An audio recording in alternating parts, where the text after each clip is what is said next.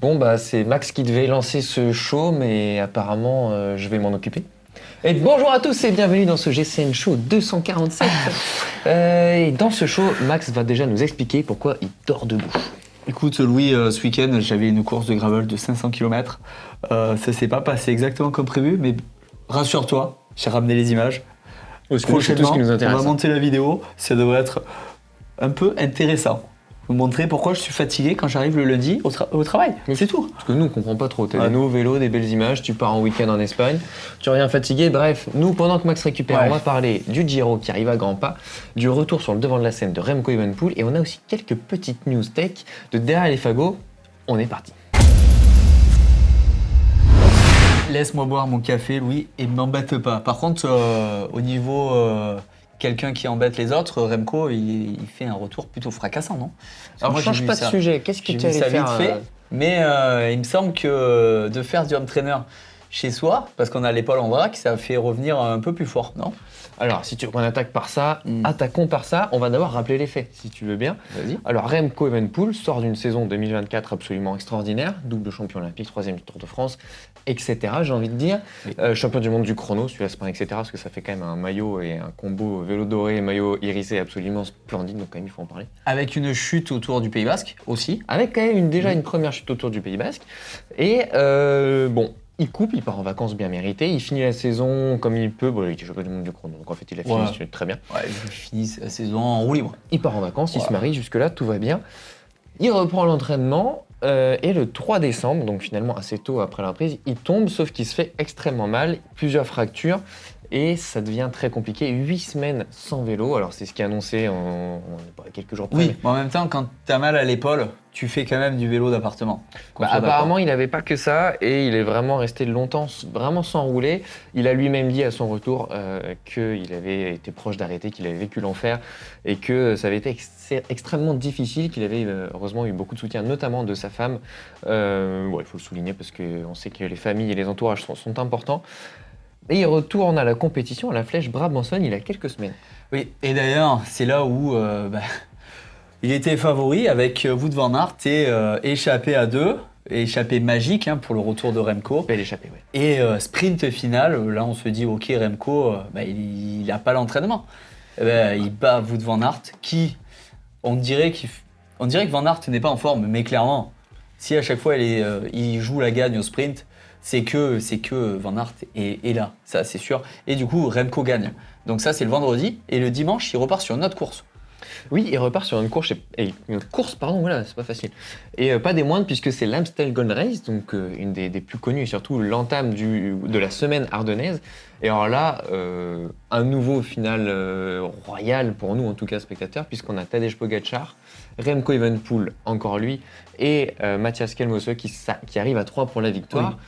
Alors là, sur la coup. confiance de la Flèche Brabançonne, on se dit que Remco va gagner au sprint. Finalement, il remonte.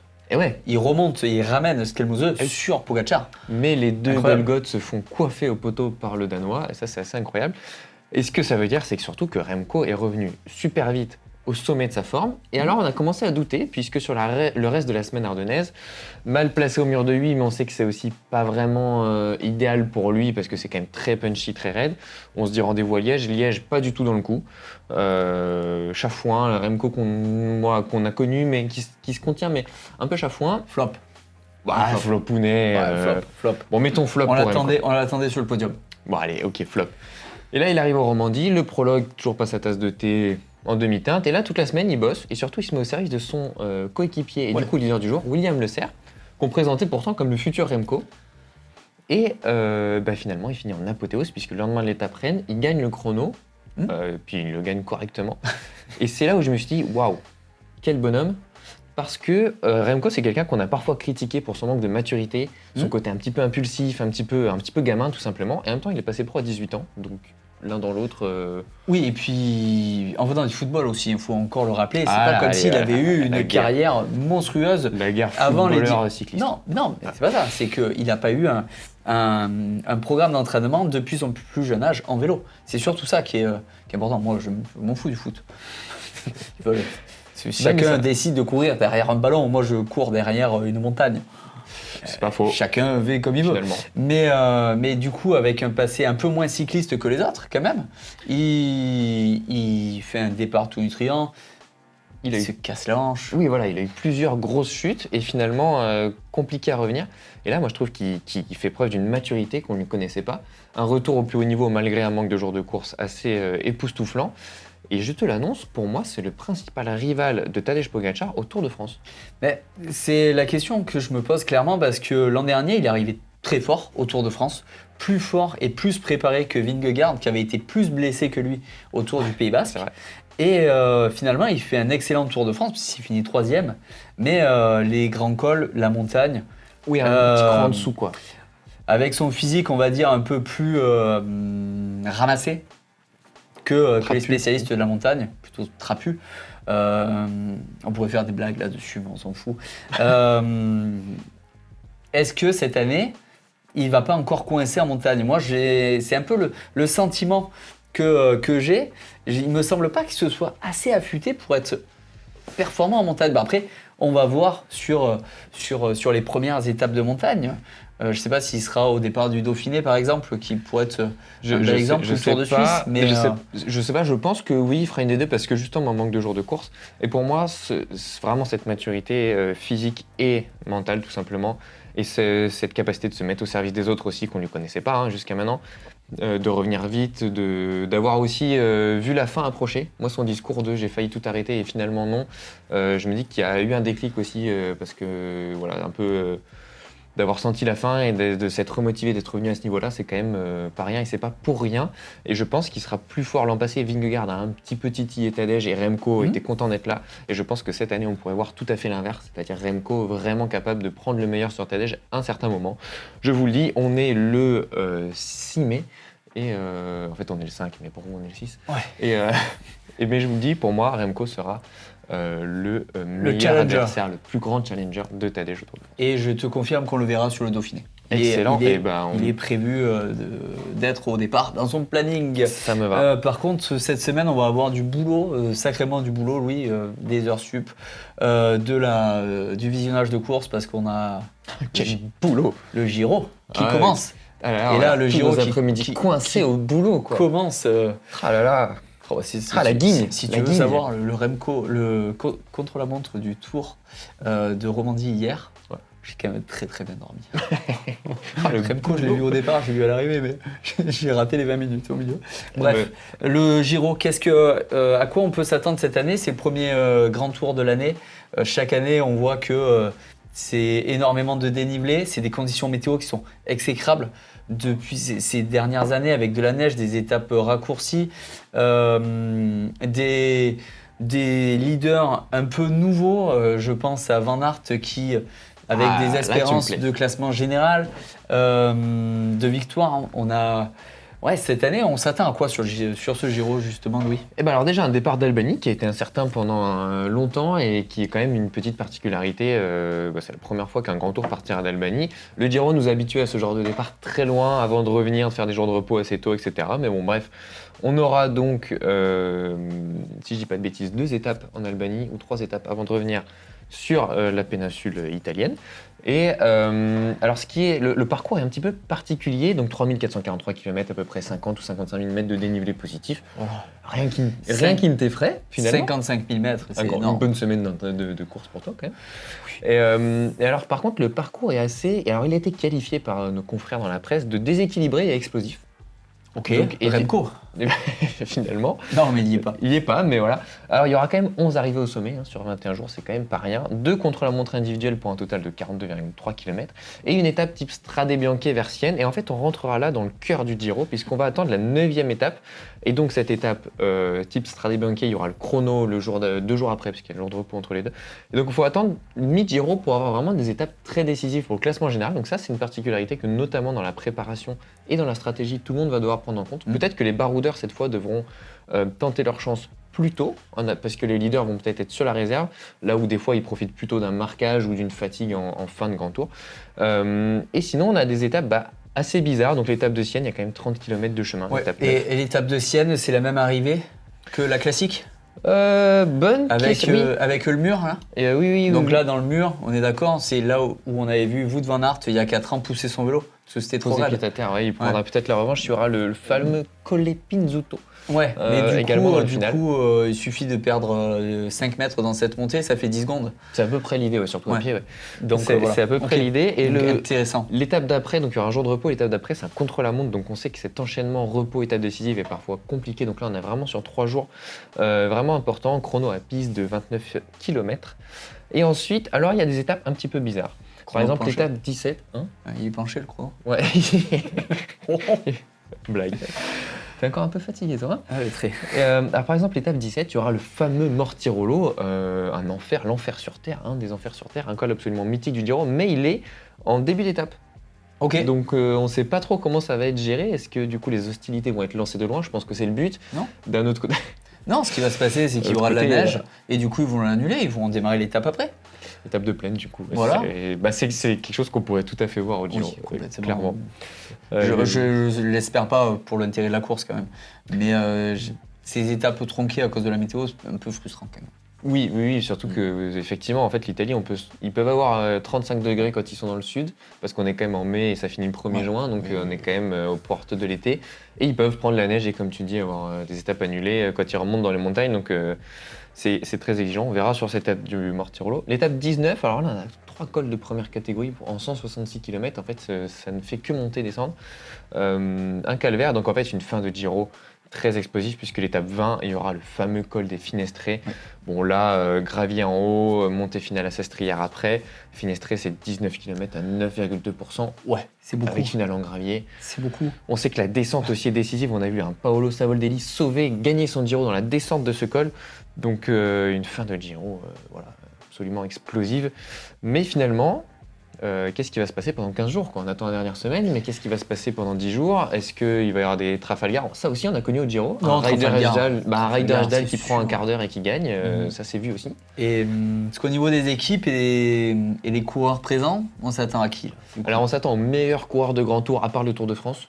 J'ai nommé Primoz Roglic, tout simplement. Ok. Imbattable, sauf au Tour de France. Comprendre ce que tu venais de dire.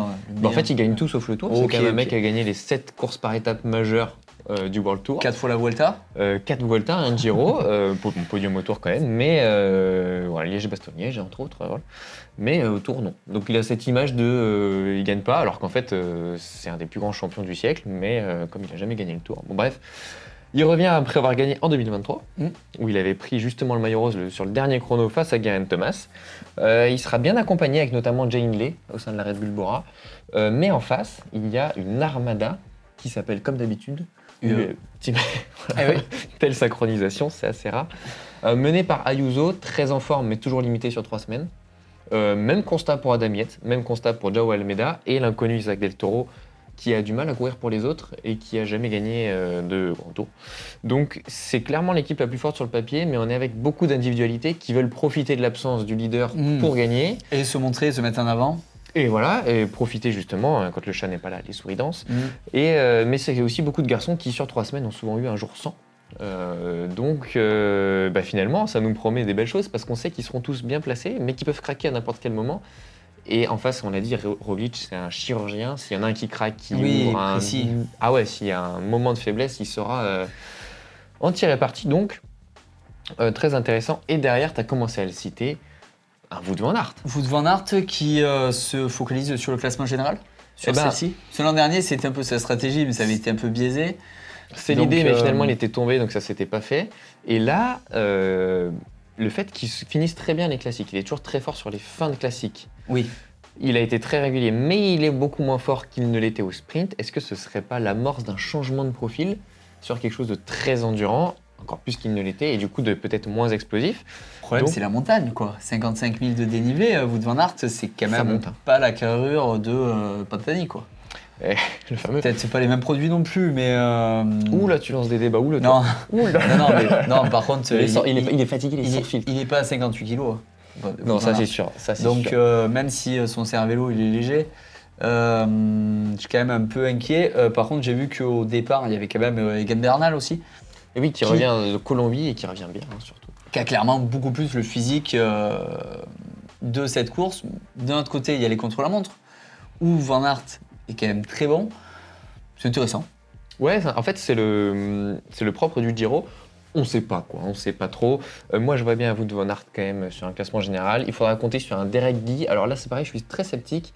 Il annonce vouloir jouer le général, mais pour moi, c'est un peu contre nature pour lui. Donc, à voir si ça fonctionne. Ce qui est sûr, c'est qu'il est très fort et qu'il a déjà terminé 4 fois deuxième d'étape. Ouais. On aura aussi des Carapace et des Landa. On peut compter sur eux pour jouer les troubles faites. Peut-être pas pour gagner le général.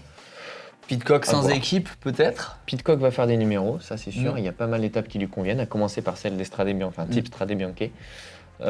Et puis pour le maillot vert, c'est toujours, il n'y a pas de gros sprinters, mais on aura quand même Milan Fretin de la Cofidis, Mats Pedersen, Olaf Kuj, Wout van Aert, on ne sait pas du coup sur quel pied il va danser. Non, c'est clair. Voilà, et surtout, on a un certain. Alors on a 2 Français en vue, mais on a surtout Romain Bardet. Romain Bardet qui est en forme. Et Voilà. qui c'est son avant-dernière course, je pense. Oui. Parce qu'après, il fera le Dauphiné. Ouais, c'est son dernier grand tour. Pour la fin de sa fin de carrière. Ça va être intéressant. Je pense qu'en plus, chez Picnic, PostNL, son équipe. Ils sont pas là pour grignoter les miettes. Non, mais le problème, c'est qu'ils n'ont pas vraiment de méga tête d'affiche. Bah, ils ont Romain Bardet quand même. Non, mais Ah ouais. hormis lui. Non, hormis lui, non, c'est sûr. Donc Et l'équipe justement, va fonctionner Ouais. autour de Romain. Je pense pas qu'il joue le général. Par contre, il pourrait rentrer dans le club très fermé des vainqueurs d'étapes sur les 3 grands tours. C'est évidemment ses 21 dernières opportunités pour le faire. Et donc, j'espère surtout qu'il va y arriver, tout simplement. Parce Ouais. que ce serait quand même une belle fin de carrière. Et Ce serait fantastique. vu son dernier tour, on se disait, c'est un dernier tour, c'est presque un tour d'honneur. Il claque le premier jour en maillot jaune, c'était monstrueux. qu'il n'avait jamais porté. Donc, et si c'était maintenant sur la fin qui va gagner l'étape au Giro et gagner le Dauphiné. Allez, je vous l'annonce, on est toujours le 5 mai pour nous. Et, Il va gagner l'étape. étape au Giro et classement général du Dauphiné. Allez. Écoute, moi je vais All in. mettre une petite pièce sur Ed Miest. Sur Par encore, on va contre, parler. en conclusion sur ce Giro, moi j'ai une question. Il est imprévisible ce Giro parce que on a que des seconds couteaux, clairement. On n'a pas les. Dur. Non, mais Oui, oui, je honnêtement, comprends. on n'a pas On n'a les pas le Big leaders Five, du Tour oui. de France, qui est la plus grosse course mondiale Oui, de vélo par étape. Donc, est-ce que de ne pas avoir Tadej Pogacar au départ, on le critique quand il est sur les courses parce que c'est on un le ogre et critique qui quand il est pas gagne là. tous, mais est-ce qu'on va quand même regarder vu qu'il n'est pas là? Est-ce que c'est attirant mais un peu frustrant parce qu'il n'y a pas les comprends. grandes stars actuelles? Je comprends ton point de vue. Et en fait, il a le défaut de ses qualités. C'est-à-dire que Ouais. justement, il n'y a pas les très grands champions qu'on a cités. Voilà. Et du coup, ça rend quelque chose de très ouvert et d'inattendu. Et d'un autre côté, quand ils sont pas là, il manque un petit quelque chose parce qu'on a envie de les voir faire des numéros et c'est Ah, impressionnant. Donc, écoute, il a le défaut de ses qualités. Le Giro, on s'ennuie jamais. Et rien que pour ça, ça mérite d'être regardé. Je crois que mon premier show sur le Giro, quand je suis arrivé chez GCN, ils étaient tous par terre tous les jours. Honnêtement, Ça, on le souhaite pas. on ne s'ennuie Évidemment. absolument jamais sur le Giro. Dites-nous en commentaire si vous êtes Vos pronos content que Tadej Pogacar ne soit pas là, parce que ça laisse de la place aux autres. Le pronostic aussi. Ouais. Moi je dis petite pièce sur Yates. Ça mange pas Ouais, de pain. ça marcherait pas mal. Ça mange pas de pain. Toi tu mets une petite pièce sur Romain, même un billet. Que sur l'étape pour le billet. Que sur Pas sur le l'étape. général, je pense qu'il se désintéresse du général. Et Alors, si mon hat-trick et l'étape au Giro, classement général du Dauphiné marche, je pense que. c'est que t'as raté ta vie, t'aurais dû faire par ailleurs. Ouais, grave. Clairement. Je vais Bon. aller mettre 1 euro. quoi. Allez, maintenant on continue. Mettez-nous en commentaire du coup votre pronostic et on va passer aux résultats de la semaine parce que c'était quand même une semaine assez chargée. Et comme tu as bien suivi tout ça, Non, j'étais en course, moi. T'étais j'ai où, du alors mal. Moi, j'étais sur la Traca. t'as gardé le bracelet comme course des. de gravel. Non, c'est que j'ai eu la flemme de l'enlever. J'ai passé une nuit à faire du vélo, donc forcément. Mais encore une fois, petit chiffre, j'en parle. Ah bah, petit chiffre, 560 km, 27h40, 14 000 calories. Voilà, bam. Ça pose un homme.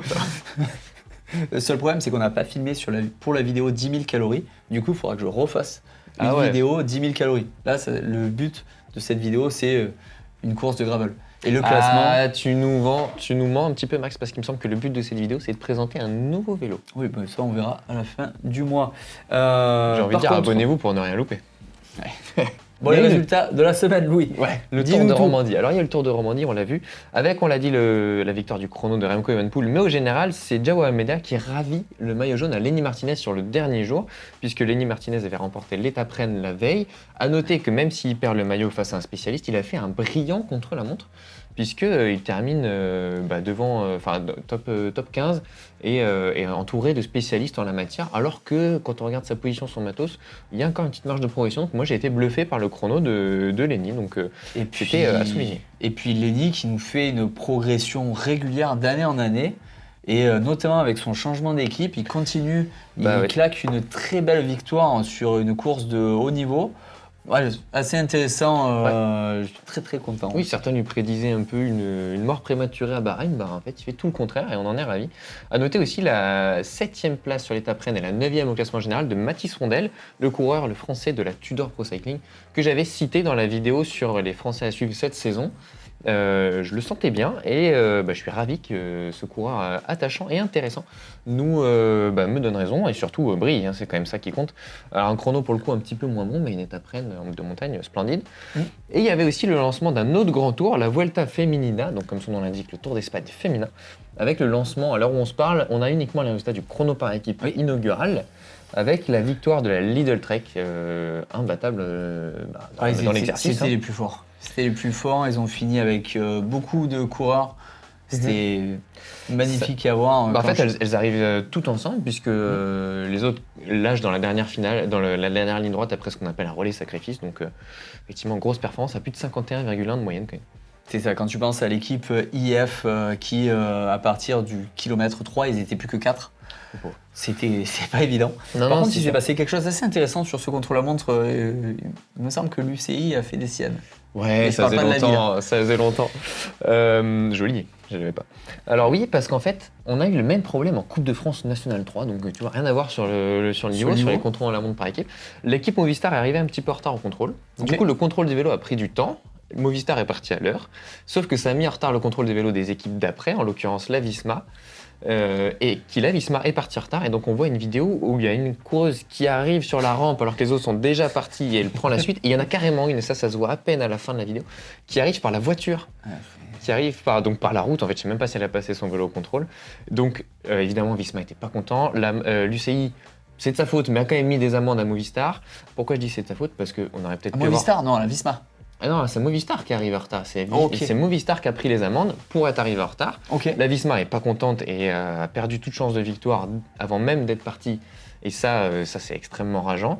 Et l'UCI a dit oui, il y a eu un manquement, a reconnu un manquement. Et en fait, après ça, ils ont appelé un deuxième commissaire pour faire les contrôles 2 fois plus vite en fait. Et on se pose la question, on se pose la même question ce week-end au niveau régional. Enfin national du coup, pourquoi il n'y a pas 2 gabarits avec 2 commissaires qui vérifient les vélos pour que ça aille 2 fois plus vite? Ou tout simplement une logistique adaptée au World Tour, quoi. Oui, c'est ça exactement. C'est l'UCI, c'est eux qui vendent les gabarits, donc ils peuvent en amener 2 sur les plus grandes courses de la planète. Donc après, c'est bien gentil de mettre des amendes à ceux qui sont en retard, ok, tant mieux, mais faites en sorte que même s'il y a un retard, ça puisse se passer en fait. C'est ça. Écoute, dans les autres infos du World Tour, moi j'ai sorti ma calculette. Et j'ai vu que l'équipe Astana IXDS avait quand même gagné sur la même journée 966 points du classement UCI, sans victoire. Et alors si, avec victoire, avec moult victoires, avec doublé au classement général du Tour de Turquie. C'est monstrueux, comme 966 points. Ah ouais, c'est monstrueux. Doublé au classement général du Tour de Turquie, doublé sur une course d'un jour au sprint avec Max Canter et Chase Ball. Place au classement général sur le Tour de Romandie où ils ont gagné une étape. Et donc en fait, ils font une semaine braquage en termes de points. On en parle souvent en fait, la remontée d'Astana pour la course au World Tour. Sauf qu'ils avaient environ 900 points de retard sur la Picnic qui était 18e, donc la dernière équipe qualifiée pour le World Tour.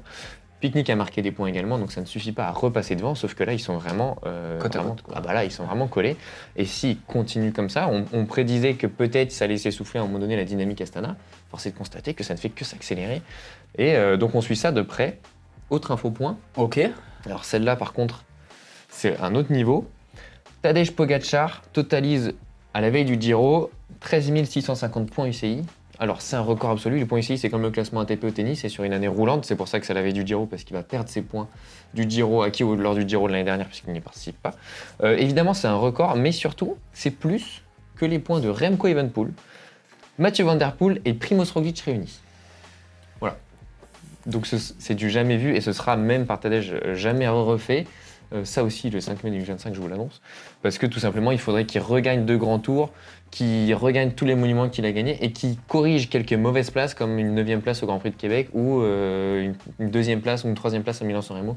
Il faudrait qu'il fasse encore mieux que ça, donc évidemment. J'ai, pour ma part, toujours l'espoir qu'il essaie de faire les 3 grands tours en une seule année. Je pense qu'à un moment, il avait dit que ça pouvait être un objectif.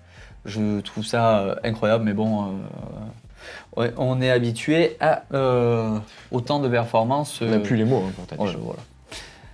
Par contre, niveau nouveauté cette semaine, on vient de recevoir du coup la nouvelle gamme Wahoo, les nouveaux ROM V3, ROM 3. ROM 3. Oula, tu fais des erreurs. Nouveau ROM 3, nouveau Bolt 3. Bolt 3, ça c'est mon et préféré.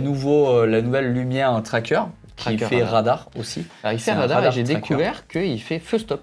Je savais même pas que ça existait. Donc en fait, ça fonctionne directement avec un accéléromètre à l'intérieur, ça détecte que tu freines.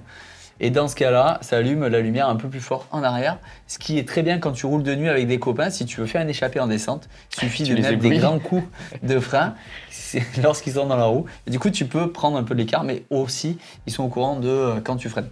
Donc, non, c'est assez intéressant, et notamment quand on roule en peloton.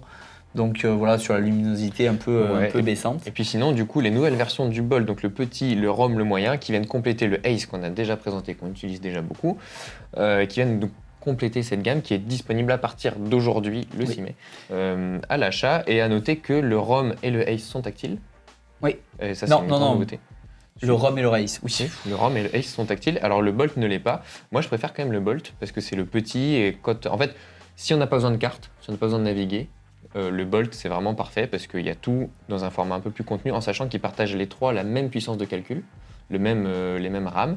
Et ensuite, si là on a besoin de la carte et d'un petit peu plus de visibilité, et ben le ROM et le Ace sont un petit peu plus indiqués. Complètement. Et le ROM intègre aussi le haut-parleur comme le Ace, donc qui donne les indications de la carte, en plus de pouvoir dézoomer avec un pincement de doigt, ce qui est quand même pratique. Moi, ce que je trouve pas mal sur le du coup ROM 3e version, c'est qu'en fait l'extérieur du compteur est plus étroit, mais l'écran est plus grand. Donc c'est un peu comme sur les téléphones quand ils ont enlevé les bandes noires sur le côté. Bon, là il reste des bandes noires. Ça va être intéressant, c'est 25 heures d'autonomie pour le ROM, 30 heures pour le Ace.